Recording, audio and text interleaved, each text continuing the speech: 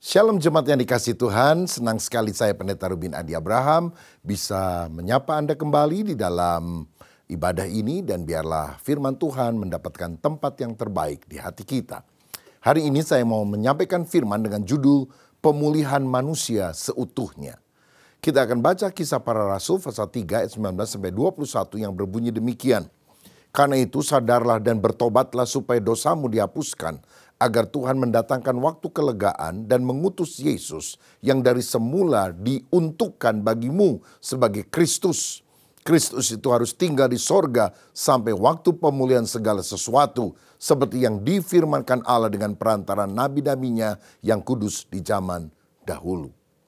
Saudara-saudara, Tuhan ingin memulihkan umatnya, yaitu orang percaya kepada Yesus, saya dan saudara. Sebab kalau kita dipulihkan, maka dunia akan diubahkan oleh Tuhan. Nah, Alkitab menyebutkan bahwa manusia seutuhnya itu terdiri dari 3 aspek, yaitu roh, jiwa, dan tubuh.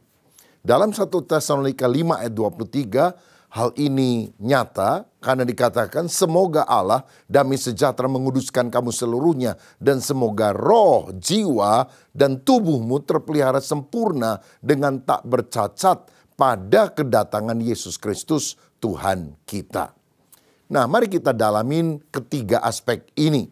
Yang pertama adalah roh. Allah adalah roh. Dan manusia juga diciptakan segambar dengan dia sebagai makhluk yang rohani. Nah, di dalam roh manusia itu ada 3 kesanggupan. Yang pertama adalah persekutuan atau fellowship dengan Allah. Kita diciptakan sebagai makhluk yang religius, makhluk yang rohani. Kita diciptakan untuk menyembah sesuatu, menyembah Tuhan. Yohanes 4 ayat 24 mencatat, Allah itu roh dan barang siapa menyembah dia harus menyembahnya dalam roh dan kebenaran. Saudara-saudara, kadang-kadang kita berpikir burung berkicau memuji Tuhan. Tetapi saya percaya bahwa manusialah makhluk yang diberikan kemampuan untuk berelasi dengan Allah. Apa saudara pernah lihat ada monyet minta dibaptis atau anjing ingin bertobat? Tentu tidak. Tapi manusia sangat membutuhkan Tuhan di dalam kehidupannya. Saya teringat satu kali ada seorang pemuda ateis datang kepada penginjil ternama di El Moody dan dia berkata, "Pak Pendeta, saya tidak percaya Tuhan itu ada." Lalu pendeta ini bilang, "Kamu berani ngomong gitu sama Tuhan?" "Berani," katanya. "Coba kamu bilang sama Tuhan, Tuhan, Engkau tidak ada." Kurang keras. Pemuda ini bilang, "Tuhan, Engkau tidak ada." Moody berkata, "Ngomong sekali lagi, kurang keras.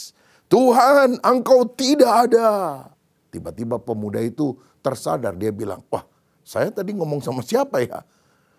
Karena dia bilang, "Tuhan, Engkau tidak ada," tapi di dalam hati nuraninya dia sebetulnya tahu bahwa Tuhan itu ada. Karena kita kan tidak menentang yang tidak ada, tetapi menentang yang kita yakini ada. Inilah kesanggupan yang pertama di dalam roh manusia, yaitu untuk kita berfellowship, bersekutu dengan Allah. Tetapi di dalam roh juga ada bagian yang disebut hati nurani, yaitu kesanggupan untuk mengetahui satu hal itu benar atau salah. Roma 2 ayat 15 misalnya mencatat bahwa suara hati itu menuduh atau membela kita. Misalnya, saya waktu masih kecil pengen banget beli es krim tapi nggak punya duit. Lalu saya lihat dompet papa saya mau ambil, tapi tiba-tiba ada suara, "Jangan mencuri." Saya pikir, dosa nih. Tapi mulai ada suara lagi, "Makan es krim enak, ambil saja, nggak ada yang tahu."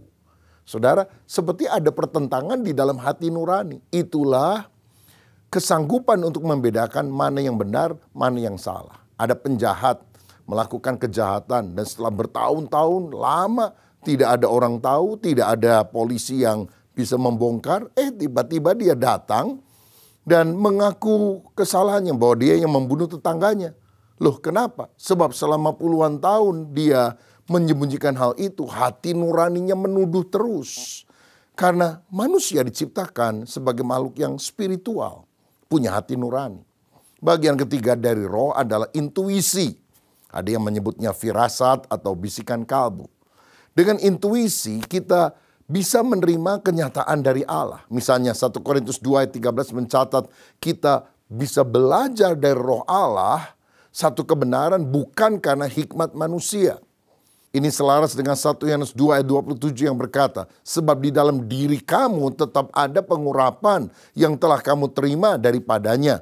Karena itu tidak perlu kamu diajar oleh orang lain, tetapi sebagaimana pengurapannya mengajar kamu tentang segala sesuatu dan pengajarannya itu benar, tidak dusta, dan sebagaimana ia dahulu telah mengajar kamu, demikianlah hendaknya kamu tetap tinggal di dalam Dia. Pengajaran itu dapat kita tangkap karena Roh Kudus yang menyatakannya kepada kita. Itu sebabnya kadang kalau kita membaca ayat Alkitab, satu orang bisa ngerti, aduh luar biasa Tuhan bicara kepada saya seperti ini. Tapi satu lain baca ayat yang sama nggak ngerti akan firman Tuhan.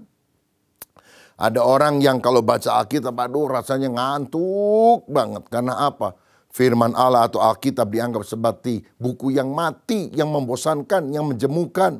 Tapi yang lain, merasa ada aliran air kehidupan waktu dia membaca Alkitab.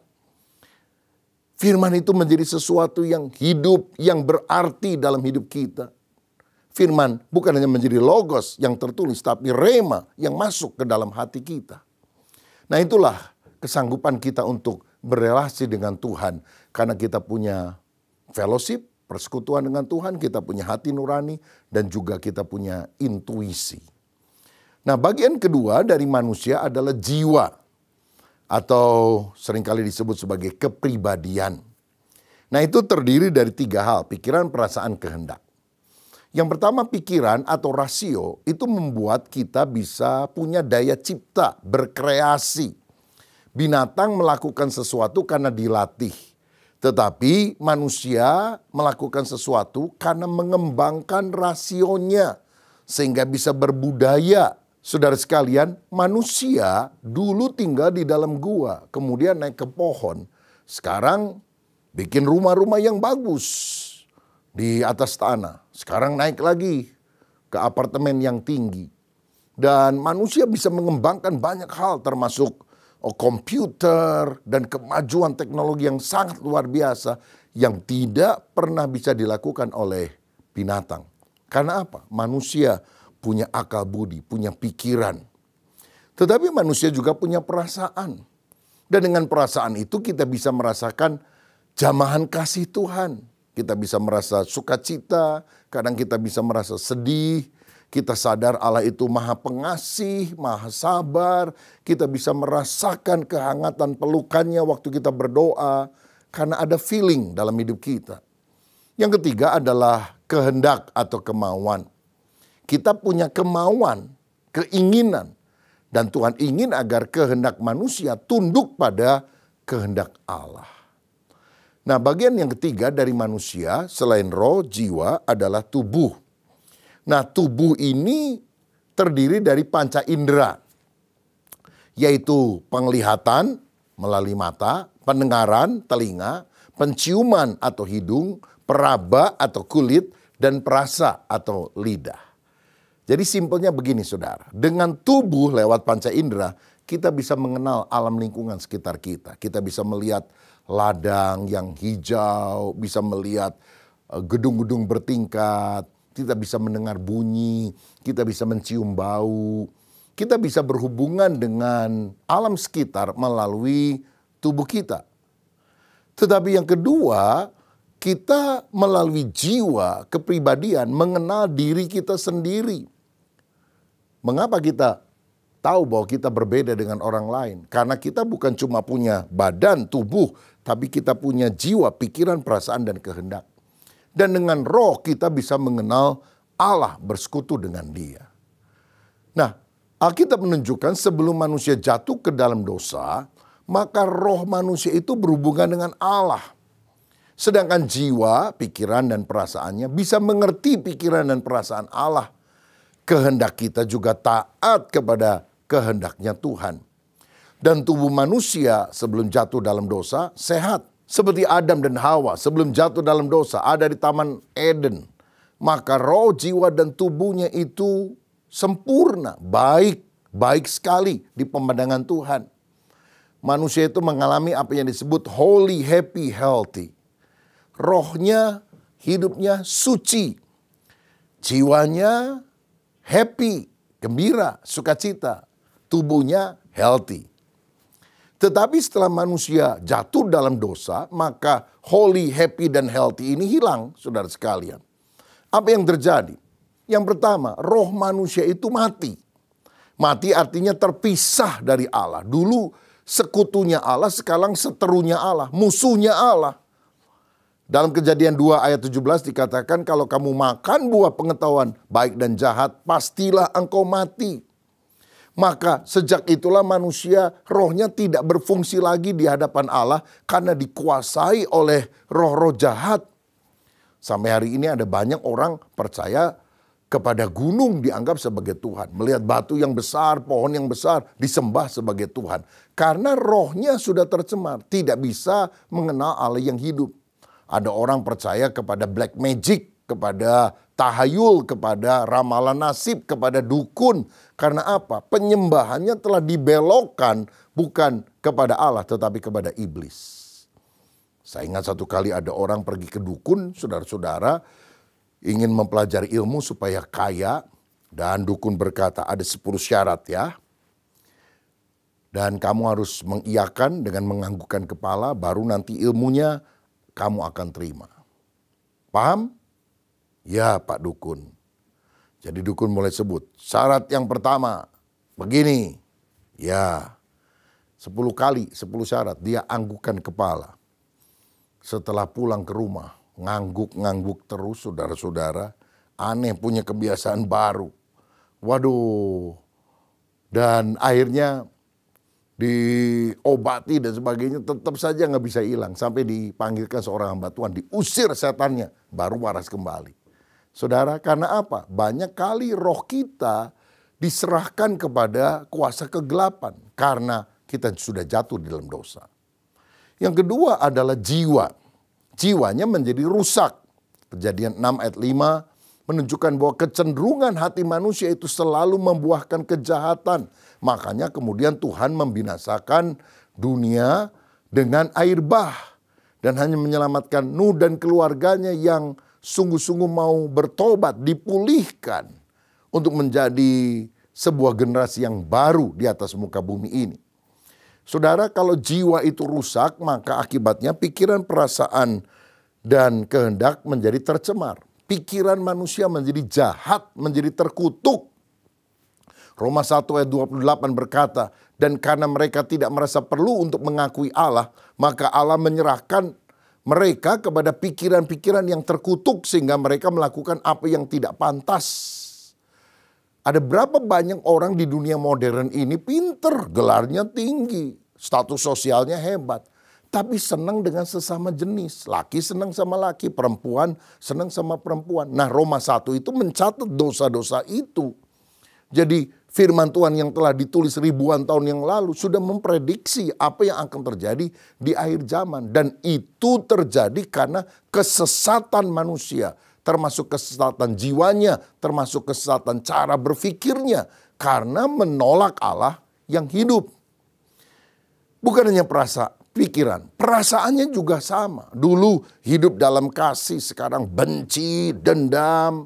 Seperti Kain membenci Habel dan membunuh dia. Itu terjadi kan setelah manusia jatuh di dalam dosa. Akibatnya Kain menjadi ketakutan, tidak tentram, kacau. Dia pikir ada orang yang mau membunuh dia. Dikejar-kejar oleh perasaan bersalah. Dosa menyebabkan perasaan gelisah terjadi di dalam kehidupan seorang. Ada juga orang yang senang melakukan sesuatu yang sadis. Kita mungkin pernah ingat ada seorang mahasiswa Indonesia di Eropa menjadi jagal, membunuh puluhan orang. Nggak ketahuan, saudara sekalian. Tapi akhirnya terbongkar, sudah sekian puluh orang meninggal. Dan dia mendapatkan kenikmatan, kesenangan karena membunuh orang. Wah, ini jelas akibat manusia jatuh ke dalam dosa. Selanjutnya kehendaknya melawan Allah, tidak taat kepada pimpinan Allah. Yesaya 53 ayat 6 berkata bahwa kita ini seperti domba yang mengambil jalannya masing-masing. Maunya sendiri, mengikuti keinginan daging, hawa nafsu, percabulan, mabok, pesta pora. Nggak mau ke gereja, berdoa, melayani Tuhan, membaca Alkitab. Kehendaknya, keinginannya bukan untuk perkara rohani. Kehendaknya, keinginannya hanya untuk perkara-perkara duniawi. Itulah yang terjadi ketika manusia jatuh ke dalam dosa. Bagaimana dengan tubuhnya? Kejadian 3 ayat 16 sampai 19 mencatat bahwa wanita akan kesakitan pada waktu melahirkan. Pria akan berpeluh, susah payah, artinya menderita, melarat, sakit, dan akhirnya mati, saudara-saudara. Karena tubuh kita sudah jatuh ke dalam dosa. Lagi pula tubuh ini seringkali digunakan sebagai alat kecemaran, perbuatan daging. Sekian tahun yang lalu ada penelitian dari sebuah majalah yang mengatakan bahwa 2/3 pria di Jakarta pernah menyeleweng. Waduh, saya nggak tahu apakah ini datanya akurat atau tidak. Tapi jika benar demikian, berapa banyak orang-orang yang sudah jatuh di dalam dosa. Roh, jiwa, dan tubuhnya digunakan secara tidak benar. Jadi Alkitab menunjukkan bahwa melalui kejatuhan manusia dalam dosa, roh manusia itu mati terpisah dengan Allah. Jiwa manusia menjadi rusak, menjadi bejat. Dan tubuh manusia menderita, bahkan akhirnya mati. Makanya Tuhan ingin merestorasi, memulihkan manusia itu seutuhnya. Pemulihan artinya tindakan pengembalian untuk menjadi seperti yang semula. Nah, saudara-saudara, Tuhan ingin agar kita dipulihkan sehingga karakter kita menjadi indah. Bahkan gambaran pribadi yang tidak pernah jatuh di dalam dosa, yang hidup suci adalah Yesus. Makanya kita ini harus belajar menjadi serupa seperti Yesus. Dan ini kebenaran yang penting. Pemulihan itu dimulai dari inti manusia. Dari dalam, from inside out. Itu dimulai dari roh kita. Pemulihan itu tidak dimulai dengan tata cara agamawi. Seperti orang-orang Farisi yang kelihatannya beragama, beribadah. Tapi ternyata mereka itu seperti yang Yesus bilang. Kamu seperti kuburan, luarnya dicat putih tapi dalamnya penuh tulang belulang. Nah, kita itu jangan jadi Kristen KTP. Kristen tanpa pertobatan. Ke gerejanya rajin tapi dosanya doyan. Di gereja berdoa, di luar gereja berdosa. Di gereja baca Alkitab, di luar gereja alkohol. Nah, saudara-saudara, dan kapan pemulihan di dalam roh itu Tuhan kerjakan? Pada saat kita lahir baru. Pada saat kita menerima Yesus sebagai juru selamat di dalam hati kita. Waktu kita berkata, Tuhan ampunilah saya orang berdosa. Masuklah di dalam hatiku, sucikanlah saya. Maka Tuhan melahirbarukan kita oleh kuasa Roh Kudus-Nya. Dalam Yohanes 3 ayat 5 dan 6 dikatakan, Aku berkata kepadamu sesungguhnya jika seorang tidak dilahirkan dari air dan roh, ia tidak dapat masuk ke dalam kerajaan Allah. Apa yang dilahirkan dari daging adalah daging, dan apa yang dilahirkan dari roh adalah roh. Jadi waktu kita sungguh-sungguh bertobat kepada Tuhan, Roh Kudus akan melahirkan kita. Sehingga kita menjadi ciptaan yang baru, yang lama sudah berlalu, sesungguhnya yang baru sudah datang. Roh kita dihidupkan kembali. Kita berdamai dengan Allah. Kerinduan kita adalah perkara-perkara rohani.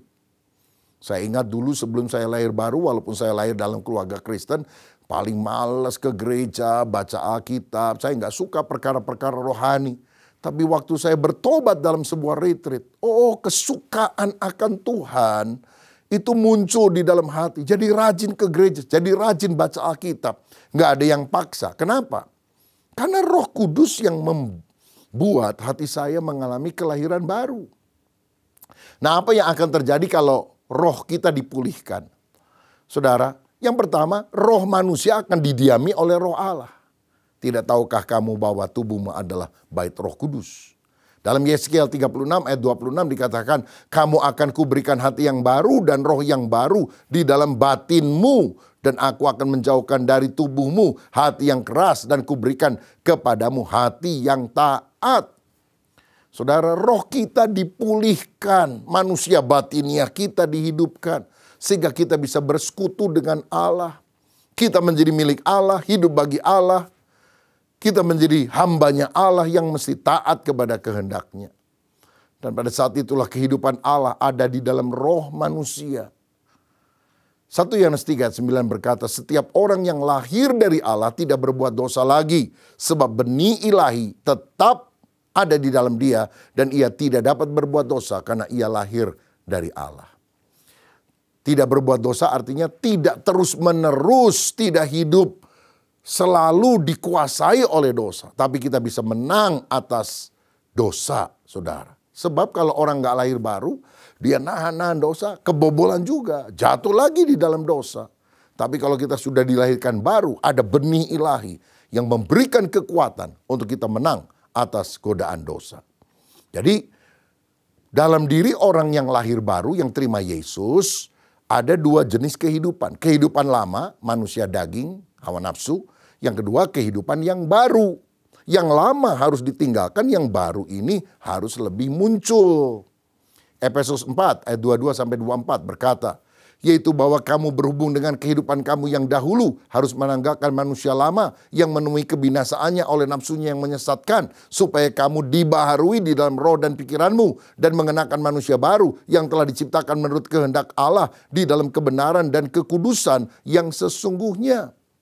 Saudara, jadi pada hakikatnya kehidupan yang baru itu harus menguasai lebih kuat daripada manusia lama. Saudara tahu, biji jagung itu kan dindingnya keras. Tetapi karena ada benih kehidupan di dalamnya, maka kemudian jebol juga. Sehingga muncul akhirnya jagung-jagung yang baru. Yang lama ditelan oleh yang baru. Saudara, ada hamba Tuhan bilang gini, di dalam hati manusia itu ibaratnya seperti ada dua burung yang selalu berkelahi. Gagak hitam yang jahat sama merpati putih yang baik. Mana yang menang? Jawabannya yang diberi makan paling banyak. Kalau gagak hitam dikasih makan banyak, menang dia. Tapi kalau merpati putih yang dikasih makan banyak, merpati putih yang menang. Nah karena itu jangan kita memberi makan dengan keinginan-keinginan dosa, tontonan-tontonan yang tidak baik. Tetapi firman Tuhan, doa yang kita lakukan sehingga manusia batiniah kita menjadi perkasa. Nah, kalau roh itu sudah dipulihkan, selanjutnya jiwa, kepribadian manusia juga dipulihkan. Roh dibaharui, tapi banyak kali pikiran, perasaan, dan keputusan kehendak seseorang masih sangat duniawi. Itu sebabnya harus diproses. Dan ini nggak bisa sehari. Kalau roh dilahirbarukan dalam sehari, bisa. Ketika kita bertobat percaya Yesus, langsung kita menjadi manusia baru. Tetapi kalau manusia batiniah, jiwa, kepribadian, itu mesti proses, seringkali lama. Roma 12 ayat 1 dan 2 berkata, karena itu saudara-saudara demi kemurahan Allah aku menasihatkan kamu supaya kamu mempersembahkan tubuhmu sebagai persembahan yang hidup, yang kudus dan yang berkenan kepada Allah. Itu adalah ibadahmu yang sejati. Janganlah kamu menjadi serupa dengan dunia ini, tetapi berubahlah oleh pembaruan budimu sehingga kamu dapat membedakan manakah kehendak Allah, apa yang baik, yang berkenan kepada Allah dan yang sempurna. Tuhan mau mengubah kehidupan kita menjadi baru. Karena itulah kita harus selalu baca firman, taat pada pimpinan Roh Kudus. Kalau kita tahu firman, kita tahu target. Tapi kalau kita penuh Roh Kudus, kita punya roket untuk mencapai target itu. Jadi perlu target, tapi perlu roket. Sehingga manusia, jiwa kita ini diubahkan oleh Tuhan. Baik pikiran, perasaan, dan kehendak. Efesus 4 ayat 31-32 misalnya berkata, segala kepahitan, kegeraman, kemarahan, pertikaian, fitnah hendaklah dibuang dari antara kamu. Demikian pula segala kejahatan. Nah ini adalah sifat manusia lama yang ada dalam jiwa kita. Perasaan marah, dendam. Tetapi kalau sudah dibaharui, hendaklah kamu ramah seorang terhadap yang lain, penuh kasih mesra, saling mengampuni sebagaimana Allah di dalam Kristus telah mengampuni kamu. Saudara, rohnya dipulihkan, jiwanya dipulihkan, maka kemudian tubuhnya juga akan dipulihkan. Saudara tahu ada banyak orang menderita sakit psikosomatis. Badannya sakit karena tubuhnya yang gelisah. Makanya kalau hati kita dijamah oleh Tuhan ada ketenangan. Kita bilang hati yang gembira adalah obat yang manjur. Tapi semangat yang patah mengeringkan tubuh. Dan tubuh yang kita miliki sekarang memang masih bisa sakit. Bisa kena virus. Bahkan bisa top, tua, ompong, dan peot. Tapi nanti kata 1 Tesalonika 5 ayat 23, kalau Yesus datang kembali, tubuh kita juga akan disempurnakan. Dengan cara bagaimana? Kita akan diberi tubuh yang baru, namanya tubuh kemuliaan. Yaitu seperti tubuh yang dimiliki Yesus setelah dia bangkit dari antara orang mati. Dengan tubuh itu kita nggak sakit, tetapi kita akan memiliki tubuh yang disempurnakan. Nah, saudara-saudara, jadi karya Allah untuk roh, jiwa, dan tubuh pemulihan ini tidak berhenti. Terus dikerjakan Tuhan. Filipi 1 ayat 6 berkata, akan hal ini aku yakin sepenuhnya, yaitu Ia yang memulai pekerjaan yang baik di antara kamu akan meneruskannya sampai pada akhirnya pada hari Kristus Yesus. Saudara-saudara, roh, jiwa, tubuh dipulihkan. Itulah pemulihan manusia seutuhnya.